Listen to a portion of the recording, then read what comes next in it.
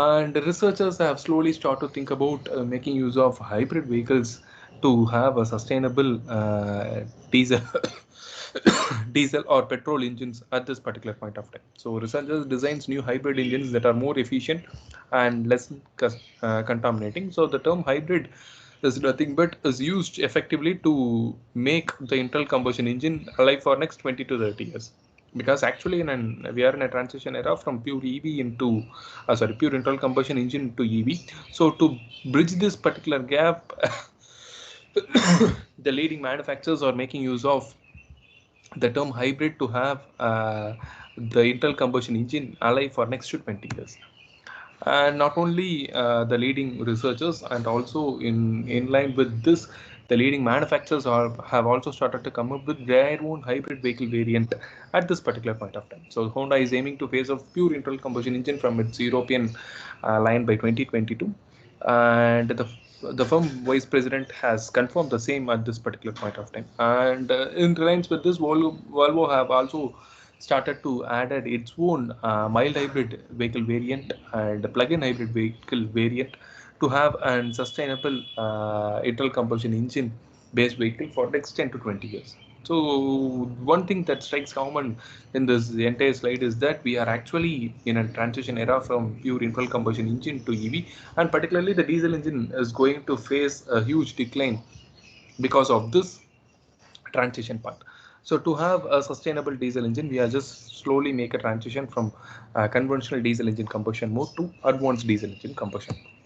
So the vehicle population in near future has been presented within statistical data. So it has been predicted that by 2010, the internal combustion engine was entirely ruling the automotive market share percentage. But as the year keep on increasing, slowly the hybrid and electric vehicle have slowly started to raise its profile in the overall market share. So after 2020 or later, either hybrid vehicle or plug-in hybrid vehicle would share the maximum percentage in the overall market share based upon the statistical data provided. So HP stands for hybrid vehicle and PHV stands for plug-in hybrid vehicle, and both hybrid and plug-in hybrid vehicle holds a maximum percentage of share as compared with either electric vehicle or fuel cell based vehicle. So all put together from the transition era from internal combustion engine to EV, only for merely for next 20 to 30 years, only the hybrid vehicle is going to rule the entire market share. So in reliance with whatever the statistical data I have presented over here, here I can just give you one interesting news that is in year, which is not too far from today's date. So it was the news that is in air on July 22, 2021, which is not too far from today's date. So Yamaha, as you know, has started to come up with its 125cc variant, which is an hybrid vehicle.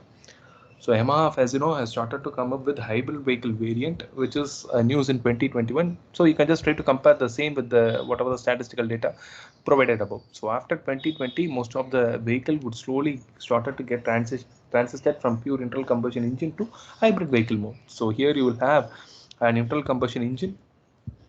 In this Vesino vehicle, here you will have an internal combustion engine. Apart from internal combustion engine, you will have an additional option for a battery plus smart motor cum generator concept. So both internal combustion engine and battery plus smart motor cum generator would combinedly assist you to propel forward to have an emission reduced vehicle at this particular point of time. So smart motor cum generator system on the new Yamaha Fezino 125 hybrid function as an electric motor to give power assist when the rider accelerates from the standstill condition.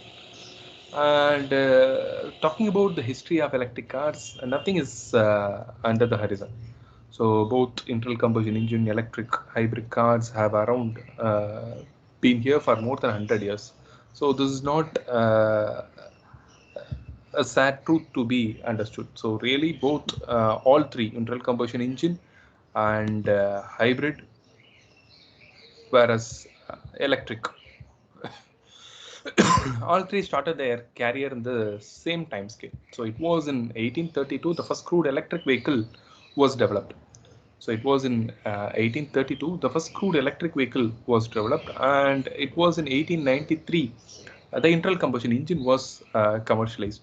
So think about the time scale. It was in 1832 the first crude electric vehicle was introduced, and it was in 1893 the gasoline power engine was commercialized. Whereas in 1901 the first hybrid vehicle was introduced to the human mankind. So it was in 1901 the hybrid vehicle was introduced into the mankind. So when you try to couple all these and see in a macro perspective, so all have started their career in the same time scale, which might be either at the mid of 18th century or in the earlier 19th century. All put together, all have been alive for more than 100 years. But somehow only the internal combustion engine was ruling the entire market field from 19th century to 21st century. So merely talking about 2010 to 1900, so merely for 100 and plus years, only the internal combustion engine was ruling the entire automotive market share. So that need to be very much analyzed at this particular point of time. Even though in 1901 the hybrid vehicle was introduced to the mankind, it took merely next 100 years to get a commercialized vehicle from a hybrid vehicle technology concept. So it was in 2000 only the Toyota has come up with its Toyota Prius model, which make use of and combined series and hybrid vehicle powertrain configuration, and it was commercialized after 2020, after 20K. So all put together, it took nearly 100 years for getting a commercialized vehicle based on the hybrid vehicle technology. And after that, here comes the hero of our electric vehicle, which is nothing but in 2006, a Silicon Valley based startup takes on electric cars. So the Silicon Valley based startup is nothing but the Tesla Motors. So they make a very big threatening statement to entire the automotive makers at that particular point of time. So Silicon Valley based startup announced that they will just produce a luxury electric sports car which would range 200 plus miles. So which would actually range 200 plus miles was an unimaginable target at that particular point of time. It was in 2006. So which is merely 10 to 15 years back from whatever our current point of time. So at that particular point of time, it was an unachievable target. But even though somehow they have tried to get closer or move far about from their target, and this particular statement more or less threatened the entire automotive makers at that point of time. So automotive makers take a note and started to accelerate and started to work on their own electric vehicle starting from 2006. So if you just try to make an statistical data based upon the electric vehicle share worldwide, it is not only the Tesla Motors holds the maximum percentage of share. It is not only the Tesla Motors holds the maximum percentage of share. Even Hyundai, uh, General Motors, Toyota, and all leading manufacturers holds minimum percentage of share in the overall electric vehicle sales percentage. It says that it is not that only Tesla Motors have started to work on electric vehicle, even though all leading internal combustion engine manufacturers have also started to work on their own electric vehicle starting from the earlier 20th century. So this is what is the current scenario of the internal combustion engine and electric vehicle and hybrid vehicle as of now in India and worldwide. So for many countries in the world, there are at least 3 reasons to reduce the fuel consumption of car or any transport vehicles. So first one talks about the carbon neutralization. So even now, merely you might have come across the news that uh,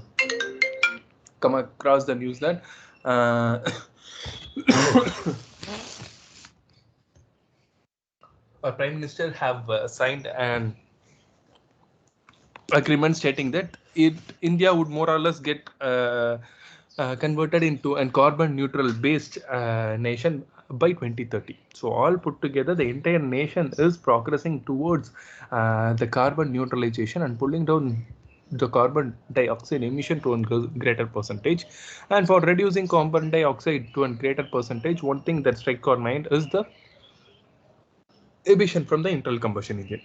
And next one is the import of the crude oil from the other nations. So the import of crude oil from other nation is one of the main reason why many countries are trying to make a transition era from internal combustion engine to renewable based energy, particularly solar or electric power based vehicles. So the main reason is that among the nations listed over here, India is also having a maximum percentage that import crude oil from other countries. So India also shared a maximum percentage that highly import crude oil from other nations. So all put together, when this import of crude oil falls and focusing on the reduced CO2 emission and the price fluctuation of the crude oil. So as of now, you can just see the price of both petrol and diesel is more or less crossing the 100 rupees mark, and the bridging gap between petrol and diesel is not also too far.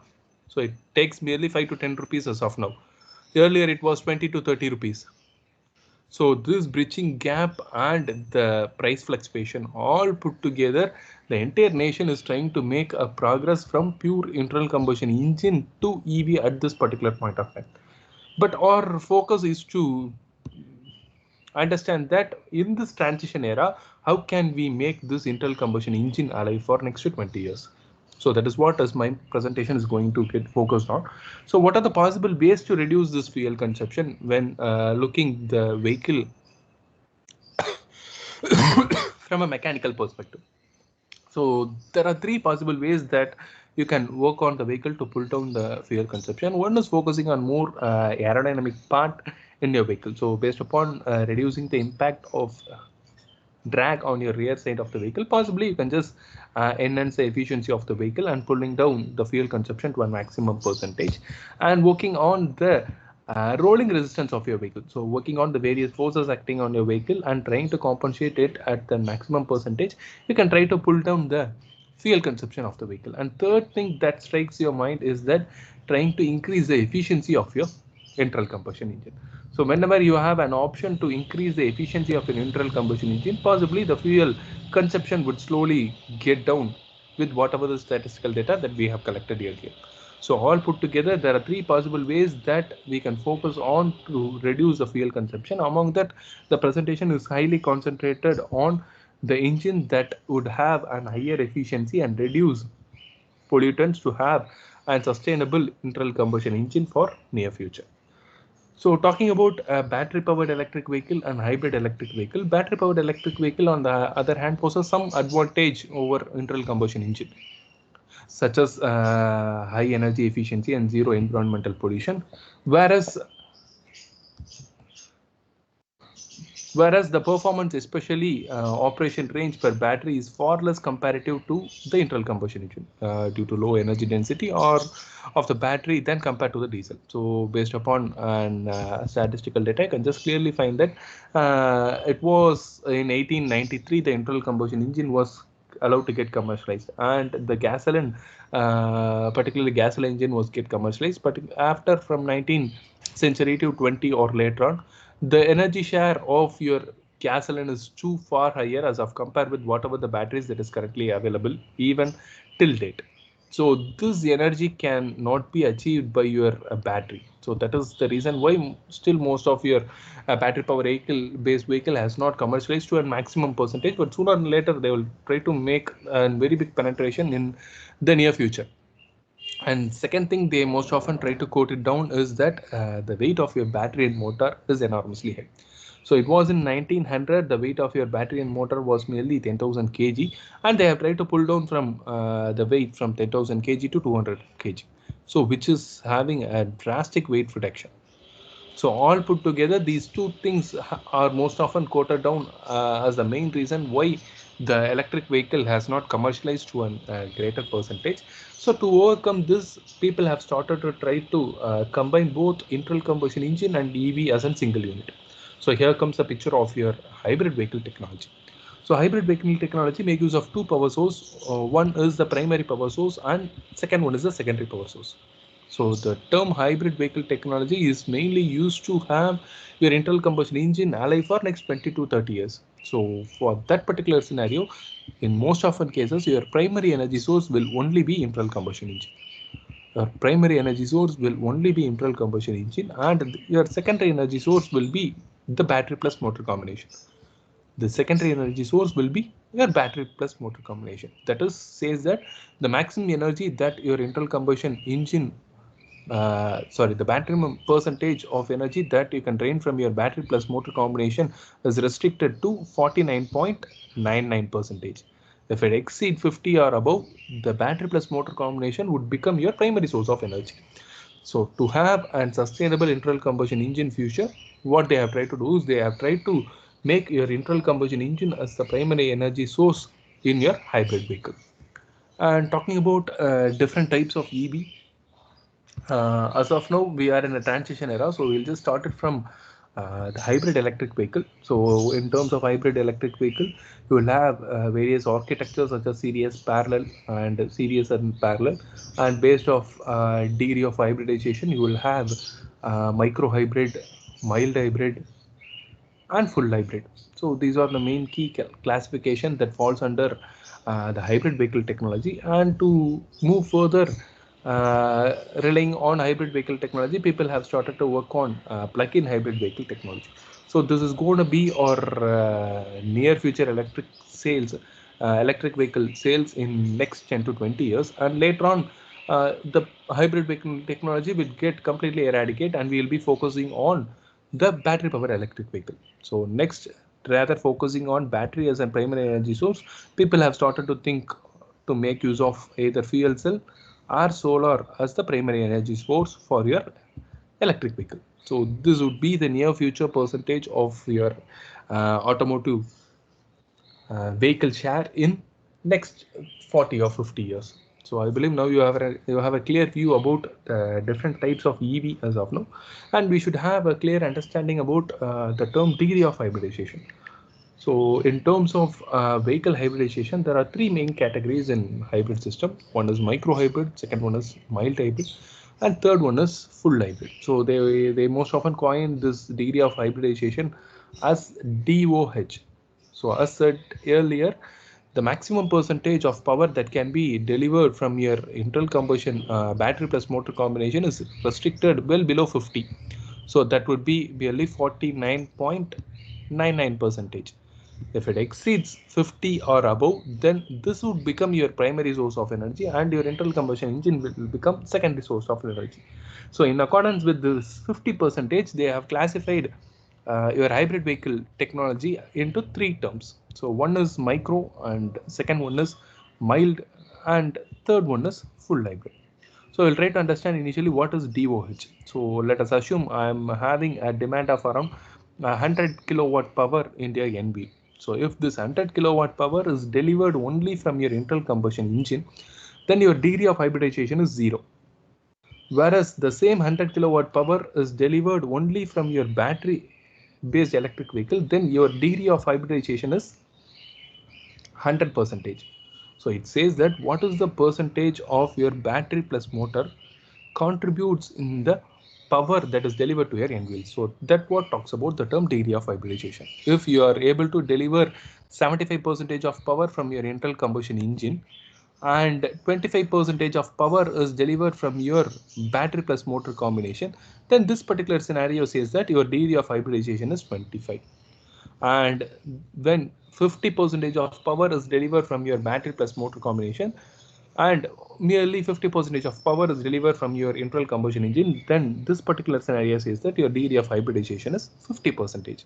And further, it is moved on for pure electric vehicle.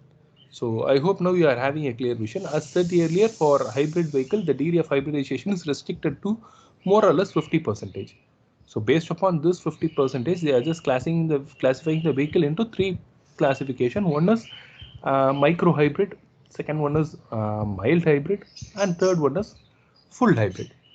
So micro, mild, and full hybrid. And this will give you a clear view about the different classifications of hybrid vehicles in a very broad manner. So as of now, most of your vehicles in our road are only hybrid vehicles. So it is really hard to understand, but that is a realistic fact. So even TVS Excel vehicle, so even TVS base model, TVS Excel vehicle is allowed to coming up with a start and stop operation. A start and stop operation. It doesn't have a self kickstart operation. So just by introducing a start and stop operation, clubbing with a motor, you can just name your vehicle as micro hybrid vehicle.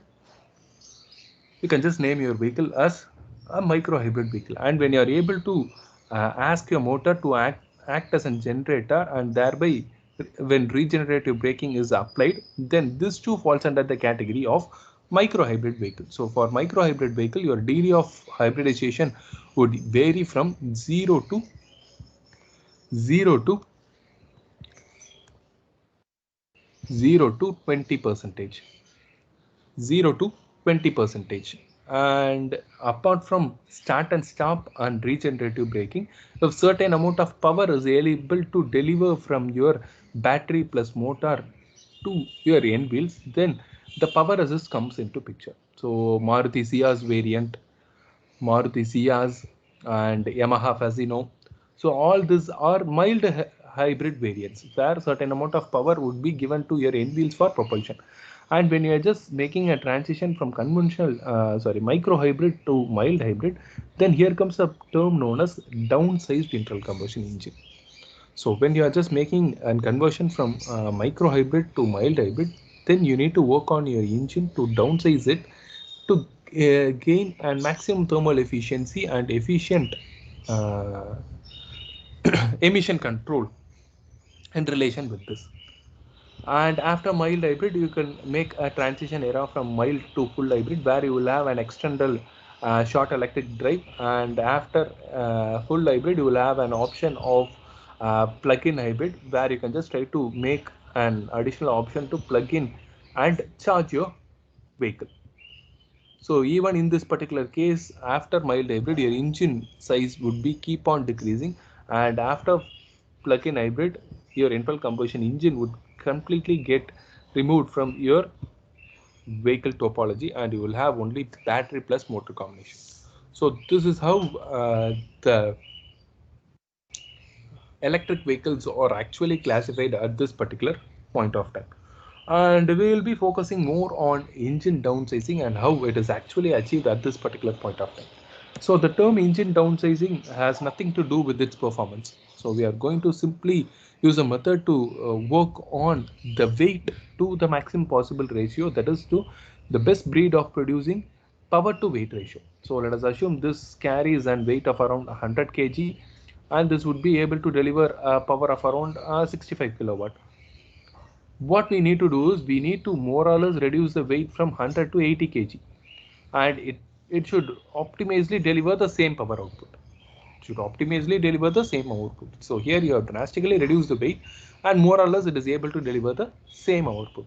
Because when you're just making your vehicle, let us assume you're just trying to make your vehicle that is pure internal combustion engine based vehicle into hybrid vehicle, what you will be trying to do is you will be adding a motor and motor and a battery to this existing system. So this would create excess weight. So this would create excess weight in your vehicle. So for enjoying the elements of your hybrid vehicle, what you need to do is you need to reduce the vehicle of the existing components in your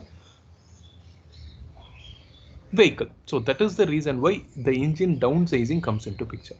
So that is the reason why engine downsizing comes to this picture. So just to enjoy the elements of your hybrid vehicle technology, they are just trying to reduce the weight to a maximum percentage, as you just keep on adding the battery and motor to have a combined power output to handle your end-wheel demand. And in most often cases, people have started to make use of turbocharger in terms of either wastegate or variable geometry type to deal with this engine downsizing and enhancing the performance of your vehicle. And apart from this, people have also started to work on advanced combustion technology. So along with this, people have also started to work on advanced combustion technologies. So what is this advanced combustion technologies? So this advanced combustion techniques is mainly used to make a trade-off between emission regulation and improving the efficiency in the conventional engine. So advanced combustion technique is a novel combustion concept that which actually makes an possible way to reduce the NOx and PM simultaneously. So these are actually and inversely proportional to term. So somehow we are making a trade-off to achieve and maximum possible option to have a better NOx and PM emission. So the maximum combustion temperature and local equivalence ratio in the combustion chamber during the combustion process by retaining the acceptable thermal and combustion efficiency. So what are the possible ways that can be achieved is that by making use of advanced combustion techniques such as low temperature combustion, partially charged compression ignition engine, homogeneous charge compression ignition. So these can be clearly understood with respect to this Soot and Knox Peninsula. So the Soot Peninsula occurs in most often in the fuel-rich condition, and whereas the Knox Peninsula occurs in the fuel lean condition, and the Soot Peninsula occurs in between the temperature range of 1800 to 2000 Kelvin, whereas the Knox would attain at a very high temperature zone ranging from 2000 to 3000. So when you just see this particular image very keenly, the red color mentions the idea of conventional diesel engine combustion. So the conventional diesel engine combustion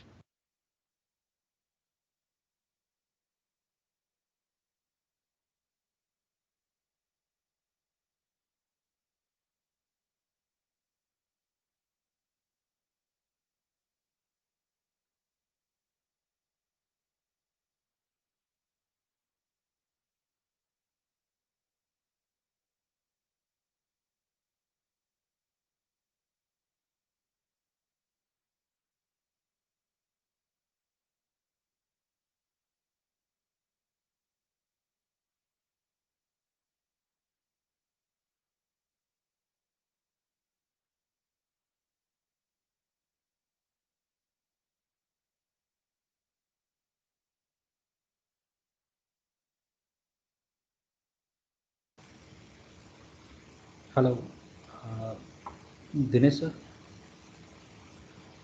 I think your voice is not coming.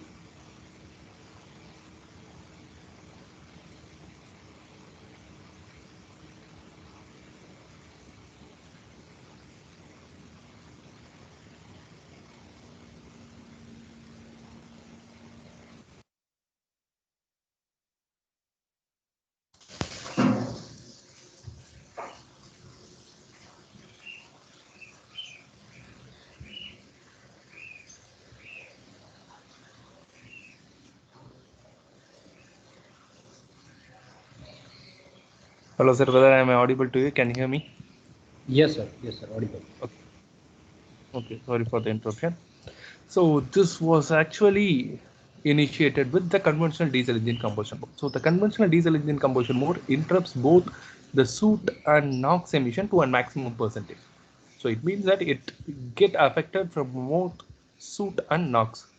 So to get away from the Soot and Knox Peninsula, extensive advanced combustion techniques has been introduced. One among is that the massive low temperature combustion mode.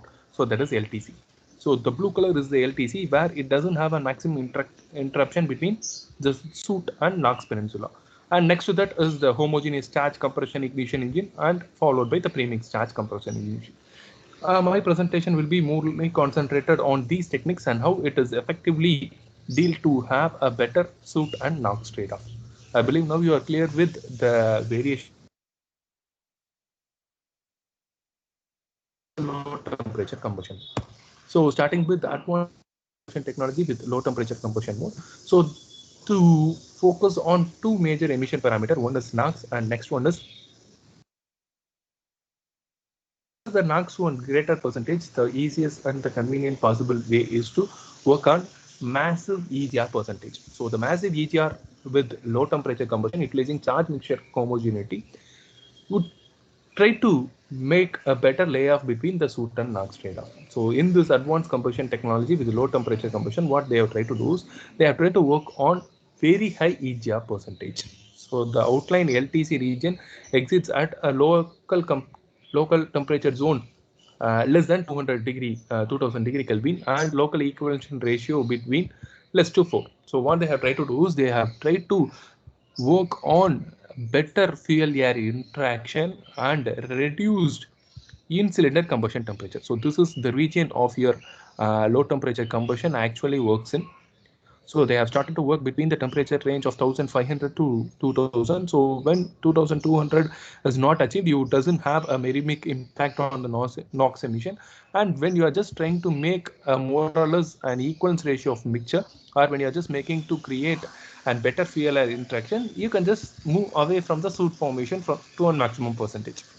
So LTC seeks and simultaneous reduction of NOx and soot formation through reduced combustion temperature and creating stoichiometric or locally uh, focusing on reduce rich air fuel mixture.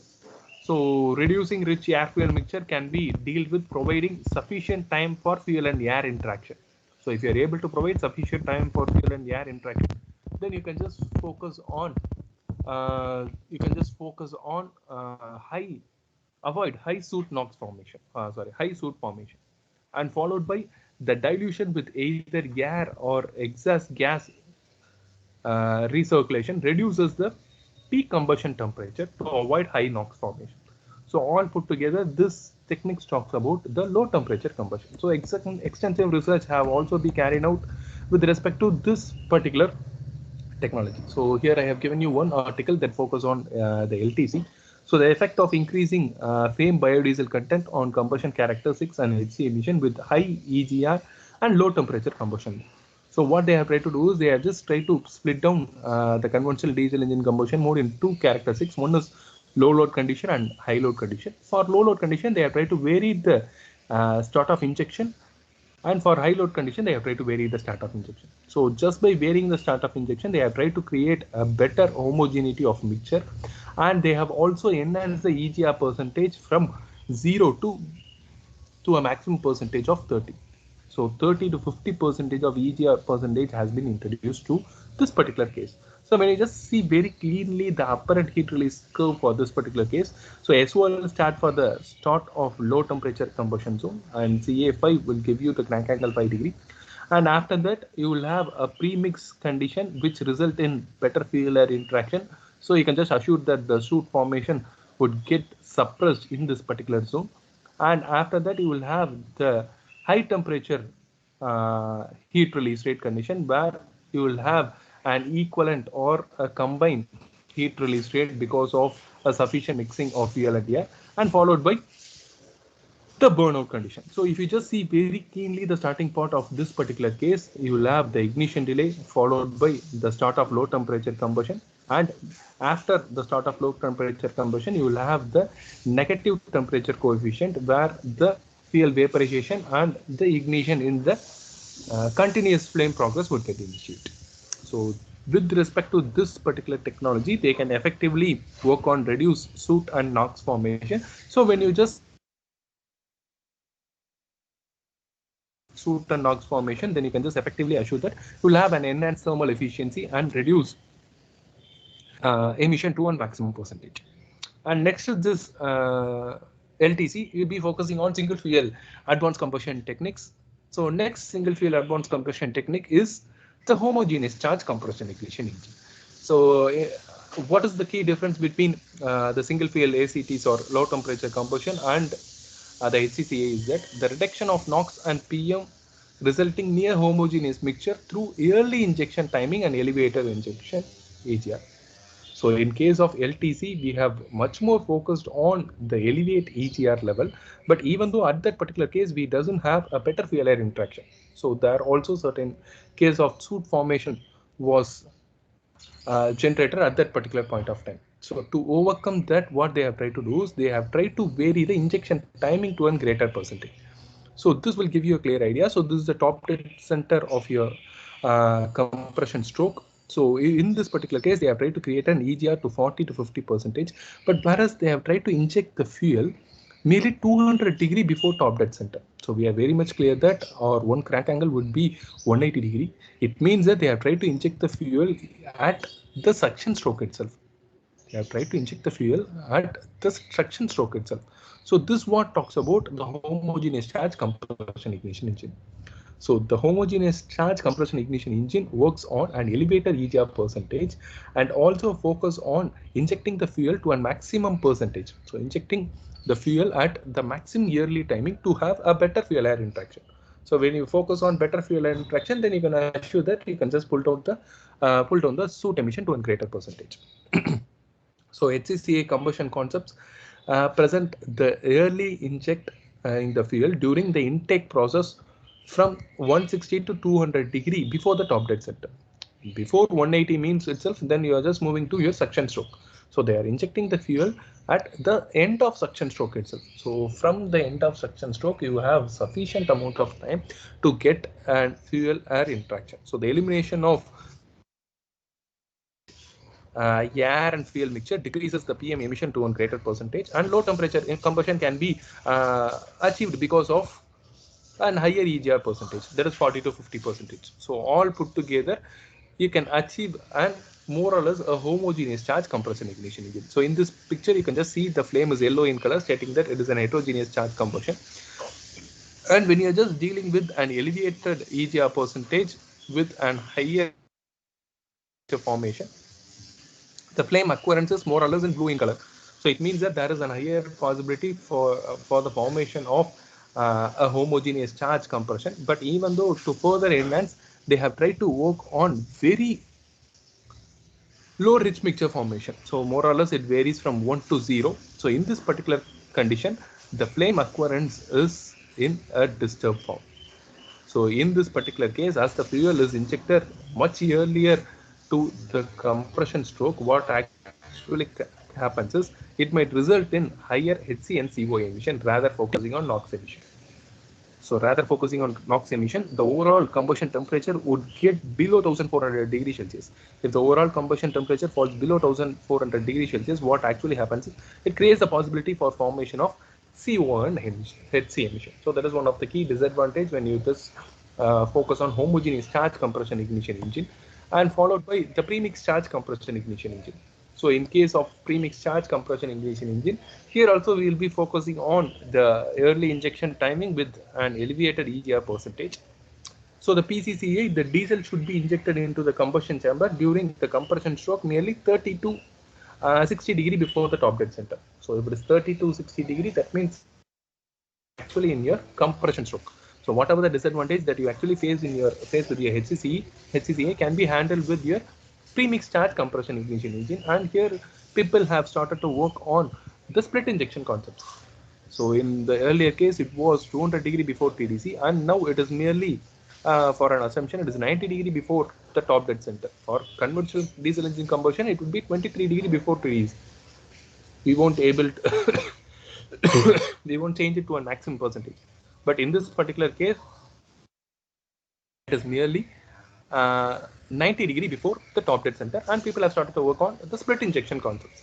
So when you are just dealing with PC orange in color, would have somewhat a rich zone, and the temperature would also not fall well below 1800 degrees Celsius. All put together, PCCA would be a better option than your HCCA mode of combustion.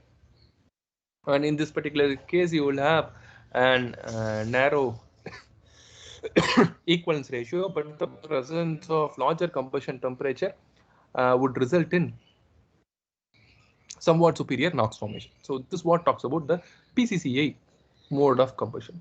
And moving back to our old school book, where focusing on the conventional diesel engine combustion mode. In case of conventional diesel engine combustion mode, we will be trying to inject the fuel closer to top dead center. So you might have gone through different research papers that they'll try to vary the timing as 23 degree, 25 degree, 27 degree according to the fuel viscosity. They will just try to vary it. So the maximum percentage with manual variation of injection timing, they will try to create a better fuel air interaction and focus on reduced soot emission to a greater percentage. But in this particular case, it would be very hard to control parameters to a maximum percentage. So the maximum combustion temperature would be created, which would be one of the key factor of your conventional diesel engine combustion mode. And because of heat release during shorter combustion. So it would result in high heat release during shorter combustion, and this reaction would cause a higher NOx emission. So because of it, higher NOx emission would also be formed. And in this case, we won't be focusing on much more EGR percentage. So that is one of the key disadvantage with your conventional diesel engine combustion mode. So with this conventional diesel engine combustion mode, people get rid of this soot and NOx by varying the fuel to a greater percentage. So just by varying the fuel to a greater percentage and working on advanced, somehow try to get away from this soot and NOx profile. So we'll try to understand more about this. So this is one of our recent publication which has been published in Journal of Cleaner Production from a particular research team, where we have tried to make a soot and NOx trade-off profile for a conventional diesel engine combustion mode by varying the fuel to a greater percentage. So we have done the same soot and NOx trade-off profile for a conventional diesel engine combustion mode by working on an advanced fuel to make a better soot and NOx trade-off. So if you are interested, I'm also happy to share this article with you. Moving into this particular article, so here what we have tried to do is we have tried to create an oxygenative fuel that could be much more sufficient to handle this soot NOx trade-off. So the oxygenative fuel that we have considered is the PODE. So we have tried to blend the PODE along with the waste cooking oil blend. So we have created a ternary blend where we have tried to make an initial study with diesel and waste cooking oil biodiesel.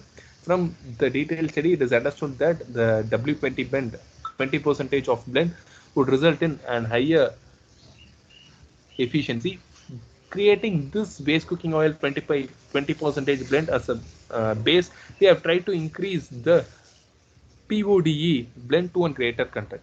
So by varying the PODE percentage as 10, 20, 30, we have created three different blended fuel, and based upon a clear study with the different alcohols and biodiesel, it is understood that the PODE regimes is having a very good result. So this is the PODE regimes. So the boiling point of PODE is getting much closer to the biodiesel, whereas the oxygen content of the PODE is also closer with alcohol, and the cetane number of the PODE is also closer or much more higher than the biodiesel regime. So all put together, the PODE stays as a better option that can be added with your resulting in a resulting fuel as a sufficient oxygenative fuel. So this is the current engine specification that we have carried out. So we have not varied the injection timing to a greater percentage, but we have enhanced the injection pressure to the maximum percentage that we can possibly achieve. So we have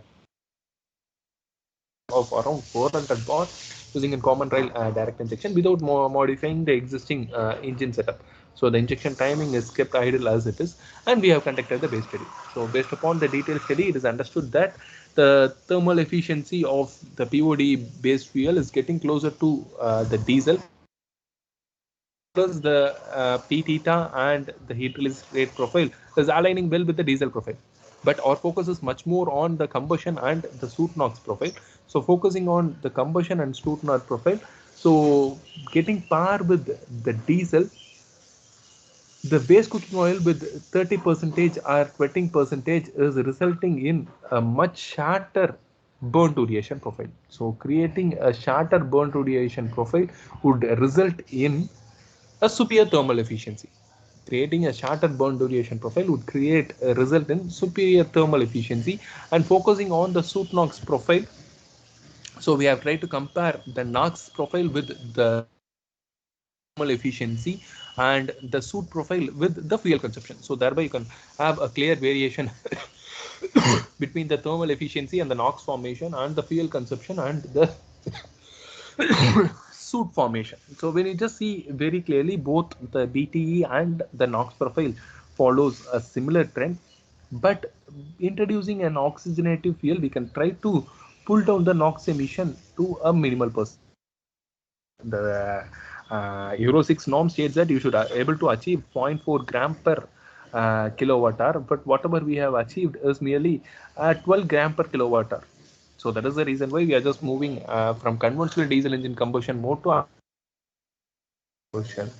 but rather having a clean fuel as like waste cooking oil with P30, we can try to work on the NOx emission with very much reduced percentage, varying from 12 to 9 actually. So 12 to 9, whereas the conventional diesel engine combustion mode, when you try to operate with diesel, would result in much more higher emission part. So which would result in much more higher emission part. And talking about the soot emission formation is having a very low percentage, but the Euro 6 norm says that you should have a soot percentage of 0.1 per kilowatt hour, but with an aid of varying injection timing, you can just more or less achieve this particular percentage. So even further to reduce the NOx percentage in this particular scenario, for the advanced technique, what we are trying to do is we are trying to increase the EGR percentage, and we are going to conduct the same study, and we are further working on this particular direction. And here I have presented you the different articles that have come up with the same ideology, where with an aid of waste cooking oil with 20% POD, we can try to pull down the NOx emission only by minimal percentage. But there is a drastic reduction in the soot suppression. So there is a drastic reduction in soot suppression because you will have an excess oxygen content present in the fuel. But to work on enhanced NOx emission, we should once again rely on the EGR to have a better result. So we should once again rely on EGR to have a better result. But to suppress the soot to a maximum percentage, you can just work with the advanced fuel such as waste cooking oil with the PODE as an optimized fuel. So I believe now you are having a clear idea about our recent research article and its interesting result. And moving back to the further study. So we have initially started our pace with the single fuel ACTs. So the single fuel ACT will be making use of one fuel as the primary fuel, and it doesn't have any pilot fuel or secondary fuel. So in case of HCCA, the diesel would be injected nearly 200 bar before TDC, and if it is PCCA, will be injecting the fuel at the end of compression stroke, either in 2 or 3 stage of split injection. And because of that, it was actually very hard to control the combustion phase and maintain the combustion stability. So all put together, it result in an we should focus on expanding the operating range towards the high load condition. So moreover, it result in an higher hydrocarbon emission and carbon monoxide emission, particularly talking about PCCA and HCCA, because we are injecting the fuel well below well before the compression stroke. So whatever the combustion temperature inside this particular zone would not be much more sufficient to convert your liquid droplet into vapor. So this might create a cooling mixture inside your combustion zone, pulling down the overall incident temperature, and thereby the HC and CO emission formation might be higher. So to overcome this, what they have tried to do is they have just started to work on the dual fuel ACTs. So as described earlier, it was in 1892 or 93, the SI and CA engine was commercialized. And after that, turbocharger, direct injection, high pressure injection, variable valve timing, catalytic converter, trail direct injection, all has been introduced for next 20 to 30 to 50 years, and it was in 1983 the HCCA was introduced, and it was in 1995 the PCCA was introduced. So think about the years where HCCA and PCCA was introduced, and even though it was introduced in 93 and 35, it was only commercialized by the year of 2000. So it was only commercialized by the year of 2000, and after that, with a greater disadvantage in controlling the combustion phase, people have started to work on the dual fuel ACTs. The dual fuel ACTs. So this dual fuel ACTs spotlighted the RCCA modes of combustion. So reactivity, compression, reactivity control, compression, ignition engine. So what is this dual fuel ACTs? So the dual fuel ACTs was introduced as an alternate to single fuel ACTs in order to control the combustion phase effectively by utilizing the two different reactivity fuels, while maintaining the same ideology of NOx and PM trade-off. So in case of reactivity control, compression, ignition engine, what they are trying to do is in RCCA is more or less an advancement of your PCCA modes of combustion. So you'll have top dead center, and you have 30 to 40% of EGR, and the fuel would be injected either in the mid of your compression stroke. It can be either single or split injection, and your CNG would be injected in your intake manifold. So here you are using two fuel. One is the primary fuel and second one is the pilot fuel. So the primary fuel would be CNG and the pilot fuel would be diesel, and this would create a homogeneous mixture, and your diesel would be used as an ignition source of energy. And talking about the pilot DF, it is nothing but a modified diesel engine where you will have the existing conventional diesel engine mode of combustion with an EGR inclusion. So the diesel will be injected between 23 to 25-degree crank angle, whereas the CNG or gaseous fuel will be injected along with their intake manifold. So because of it, it might create a better homogeneous mixture, and it would have a better option to control your combustion phase. So RCCA engine could control the combustion phase with the fuel reactivity stratification and controlling the fuel mass ratio between high reactivity fuel and low reactivity fuel. So it was actually invented in the University of Wisconsin-Madison Engine Research Center lab. So you might have come across a research article from Concord John if you're just working on this particular stream. What they have actually tried to do is they have make use of two different fuels. One is the low reactivity fuel that would be injected along with your intake manifold, and second one is the high reactivity fuel. They have worked on the advanced kinetics of this low reactivity and this high reactivity fuel to have a better fuel air interaction by varying the injection timing, pressure, and here the flow rate to have a superior NOx and soot trade-off. A superior NOx and soot trade-off. So all put together, the end result would be you will have an enhanced thermal efficiency and reduced emission formation. So it would result in an enhanced thermal efficiency and a reduced emission formation. And the next one is a pilot fuel diesel engine combustion mode. In case of pilot fuel diesel engine combustion mode, we won't vary the injection timing of your engine to a maximum percentage. So the fuel will be injected closer to the top dead center, that is 23 to. The only thing is you will be trying to inject the gaseous fuel along with the intake manifold. So it is not that only CNG, you can just work on various alcohols to get injected along with it. And what we'll be trying to do is we'll be trying to create a better soot NOx trade-off with respect to this particular scenario. So this what talks about the pilot ignited dual fuel combustion. So among the stringent emission norms, in the earlier stage, we were having a separate plot for CO emission, HC emission, HC plus NOx emission. But now it is only concentrated on the NOx and PM emission. So we are only concentrated on two major emission, whereas all other emission should be suppressed to a greater percentage. So that is not in at all the table that has been listed out. So focusing on only two major emission, that is NOx and PM. So the NOx emission is restricted to 0.4 gram per kilowatt hour and PM is restricted to 0.01 gram per kilowatt hour based upon the Bharat Stage 6 emission norms. So Bharat Stage 6 emission norms is actually pulled out from the EURA Stage 6 emission norms with and various terminology to compare to get compatibility with your Indian scenario. And here I have given you one particular interesting study that will give you an overall view about the advanced combustion techniques, all that we have discussed as on of into a single slide. So here you can just give you the natural gas or the CNG variation share percentage in the x-axis and the start of combustion in the y-axis. So it is all these three four talks about the single fuel ACT where you won't make use of the gaseous fuel. So HCCA where the fuel will be injected in the suction stroke, and PCCA between the mid of your compression stroke, and the conventional diesel engine combustion mode closer to the top dead center. And talking about advanced diesel engine, it is PCCA is nothing but the advancement of RCCA. The pilot DF is an advancement of CDC. So in PCCA, if you are trying to introduce, just call it as RCCA, and in CDC, if you are trying to introduce the gaseous fuel, then you can just call it as the pilot fuel. So based upon this comparison, they have tried to conduct the experimental study and come up with what are the results that I have. They focusing on time constraint, I'll give you the key results alone.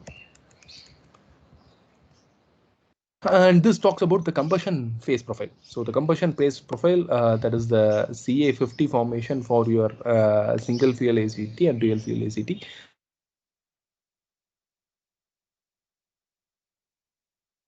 Center or between this crank angle of 5 degree from top degree center, then it would result in a superior thermal efficiency. So in this particular case, conventional diesel engine combustion mode and certain traces of advanced diesel engine combustion with dual fuel is resulting in the value closer to 5, whereas PCCA and HCCA is getting a very low value and few are having a very high value. So if you are getting a value, or when the combustion crank angle 50 lies closer to 5 degree or crank angle, then it would result in a maximum thermal efficiency with reduced heat loss to the environment.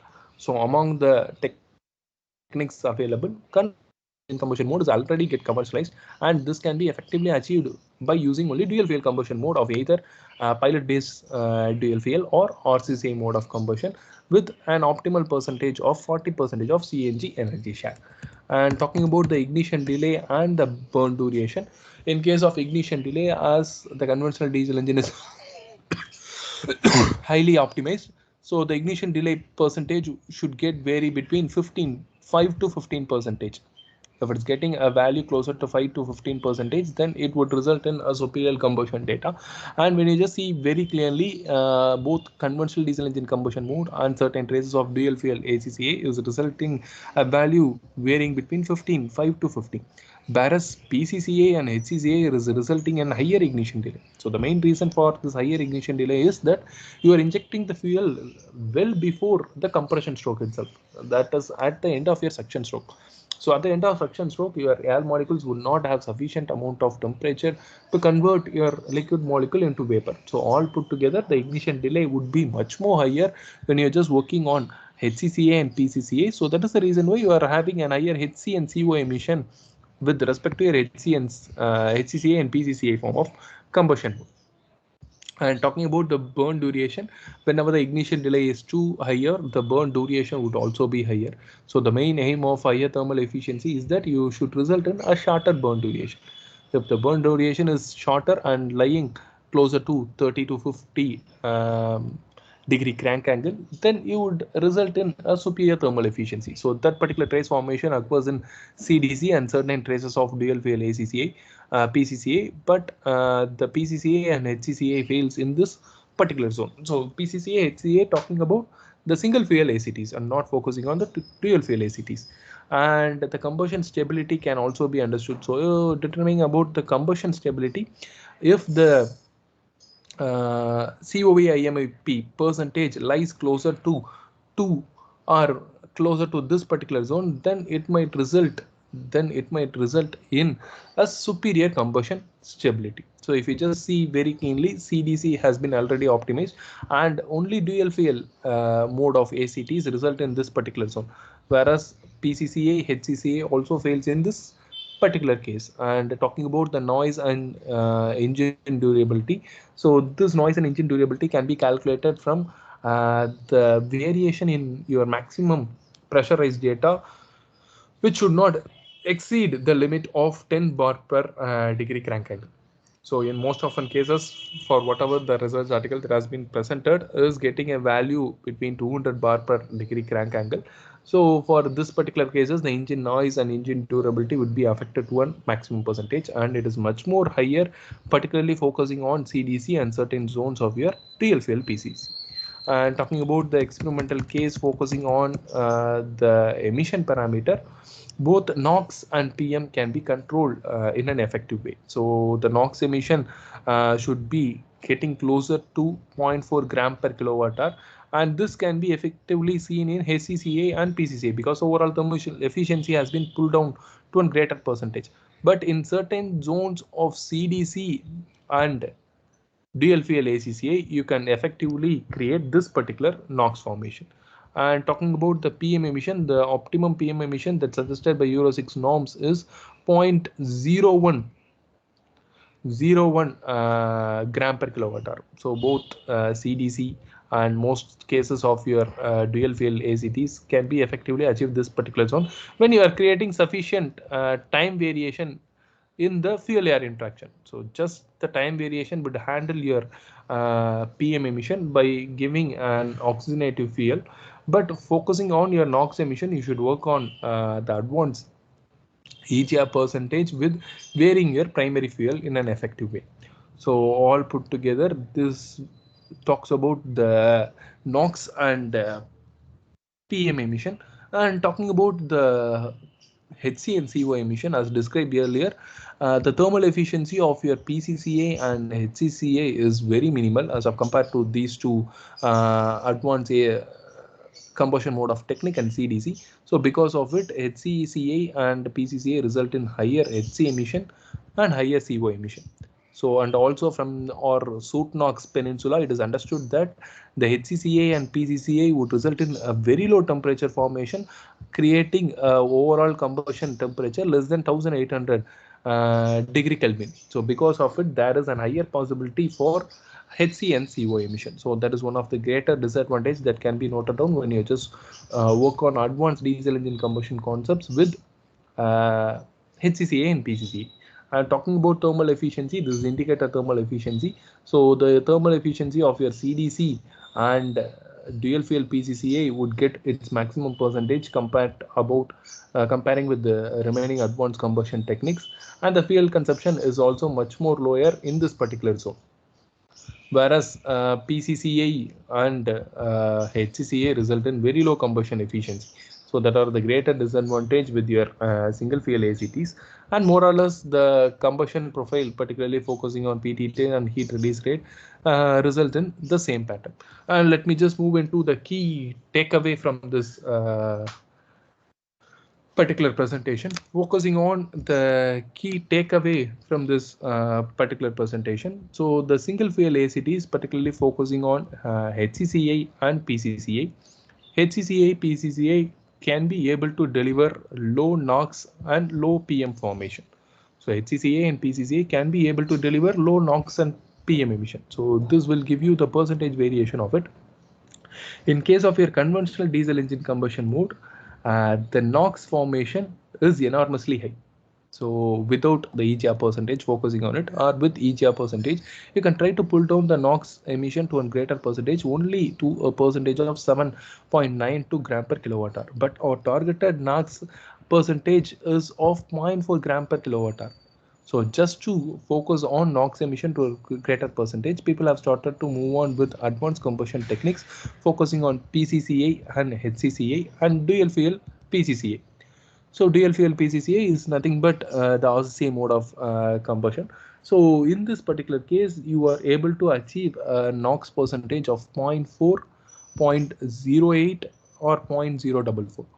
So all put together, only when you're just moving from single fuel conventional diesel engine combustion mode to advanced combustion mode of technique, you can achieve the Euro 6 norms of stringent NOx emission value of 0.4 gram per kilowatt hour. And talking about the PM emission to a clear percentage, with the conventional mode of combustion itself, you can more or less achieve the PM emission of 0.004, but it is not too far from 0.01 gram per kilowatt hour. But when you are just working on the advanced combustion technique, particularly on PCCA and HCCA, as the fuel is injected much earlier, there is a possibility of creation of higher PM emission. We are trying to, our key idea is to create a better fuel interaction, but we are trying to inject the fuel well before the compression stroke itself. So all put together, overall, the combustion temperature inside this particular zone is very minimal. So that might result in higher PM emission when you're just working on single fuel ACTs with PCCA and HCCA, and that can be overcome when dealing with the dual fuel PCCA. So comparing with your conventional diesel engine combustion mode, your dual fuel PCCA results in much lower PM emission. And this case also satisfy the Euro 6 emission norms. And talking about CO emission, so CO and HC is not taken into picture at this particular point of time. But focusing on CO emission, your conventional diesel engine combustion mode wins actually this particular race. Your conventional diesel engine combustion mode wins actually this particular race, but when you're just working on your advanced diesel engine combustion concept and trying to inject fuel much more earlier and earlier, that would result in superior HC and CO emission. So whenever the combustion temperature falls below 1800 degrees Celsius or well below, closer to 1005 degrees Celsius, your HC and CO emission would get moved to a greater percentage. So that is the reason why the CO and HC emission is not achievable by your advanced combustion technique at any point of time. And it is not the same, it is actually the same for both your PCCA and HCCA. And moving from PCCA and HCCA to dual fuel ACTs, you can try to pull out this HC and CO emission to a certain percentage down from whatever the technique you have described earlier, but that is not even achievable with your conventional diesel engine combustion mode. So, but that is not even par with your conventional diesel engine combustion mode. So that is one of the greater disadvantage that you need to understand when you just talk about advanced diesel engine combustion mode, focusing on HC and CO emission. And talking about the internal combustion engine thermal efficiency, with an aid of your conventional diesel engine combustion mode, you can achieve and indicate a thermal efficiency limit of around 39.5, closer to 40. But working on PCCA and HCCA, the thermal efficiency will pull down to a greater percentage because HC and CO emission is enormously high, and that would result in a very low thermal efficiency. But moving back with your dual fuel ACT, you can get a much more higher thermal efficiency, that is glazing closer to 45.3%. So that is one of your beauty of your dual fuel PCCA. And talking about the combustion efficiency, conventional diesel engine combustion actually wins the race, followed by your dual fuel PCCA. And COV IMEP combustion stability is also closer for the CDC and the dual fuel PCCA, where this doesn't have a much more variation. And in terms of your overall optimization of your engine percentage, in case of CDC, the fuel is injected nearly 10 degree before the top dead center, and it doesn't have any second injection, and the GGR percentage is considered as 0, and it doesn't have any gaseous fuel intake. Whereas in case of HCCA, the fuel is injected near 200 degree before top dead center, and it doesn't have any second injection, whereas the EGR percentage is considered nearly 51%. So all put together, this would drastically reduce your NOx formation and so have somewhat a superior fuel air interaction, but your HC and CO emission and the thermal efficiency would be affected to a greater percentage. And talking about PCCA, your first injection is getting closer to 80 degree before top dead center, and your second injection is at 60 degree before top dead center. So in this PCCA, you will have n variation based upon mass and based upon the distance between first injection and second injection and the split timing. So there are n variation in this PCCA mode of combustion. And in this particular scenario also, they have kept idle your EGR percentage. And moving back to the dual fuel PCCA, the first injection is 30 degree before top dead center. That is your conventional diesel engine combustion mode, and it doesn't have any second injection, and the EGR percentage is also very minimal, 23%, with a CNG injection of 40%. So this results in an optimized value for your diesel dual fuel PCCA mode of combustion. This results in actually an optimized value of your dual fuel mode of combustion. And the key takeaway from this particular presentation, talking about single fuel ACT and dual fuel ACT, is that with an aid of single fuel ACT, you can achieve low NOx and low PM, and that is also the same for the low NOx and PM formation with your dual fuel ACTs. Either it can be OCCA or pilot fuel DF, but you won't be able to control the combustion phase to a maximum percentage. So the controlling of combustion phase is not sufficiently enough when you're just dealing with the single fuel ACTs, because we are having one particular fuel, and the only possible way to control that particular fuel is to vary the injection timing before and back. So that is the only possible way to control the single fuel ACTs, and that can be somewhat achievable when you're just dealing with the dual fuel ACTs, because you are having two fuels, one is the primary and secondary fuel, and you can vary the flow rate of your primary fuel, and you can just vary the injection timing of your secondary fuel. So you are having two fuels, and because of it, you can effectively control the combustion phase with your dual fuel PCCA. And because of single fuel ACT focusing only on HCCA PCCA, their thermal efficiency is much more low. The thermal efficiency is very much affected as you are trying to inject the fuel well before the compression stroke. And here in this particular case of dual fuel ACT, the thermal efficiency is getting somewhat closer to the CDC or even much more higher, and it results in high CO2 emission owing to low thermal efficiency, and CO2 reduction can be adapted with adapting low carbon based fuel in case of your dual fuel ACTs, and limitation of operating range at low load only, but it can be extended apart from low load to medium load, but it is not much more sufficient with your high load condition. And in this particular case, both the case, you are having a higher possibility for formation of HCNCO emission. In both the cases of either single fuel ACTs or dual fuel ACTs, you are having the higher possibility for the formation of HCNCO emission. So I believe now you are having a clear idea about what are the advanced combustion techniques that is actually used in your hybrid vehicle to make your internal combustion engine alive for next 20 to 30 years, focusing on effective the NOx and soot, effective NOx and soot trade-off. And most often cases, I have considered these slides, sorry, these research articles to prepare this particular presentation. And now the session is open to the audience for further queries. So if you have any further queries, you can also ping me through this mail ID or contact number at any point of time. And if you want to know more about me, you can just Google me with respect to this particular name as Dinesh Bonasubramanian. I believe I doesn't bore you much for past 1 hour or above with respect to this particular presentation. And now the session is open to the audience for any further queries.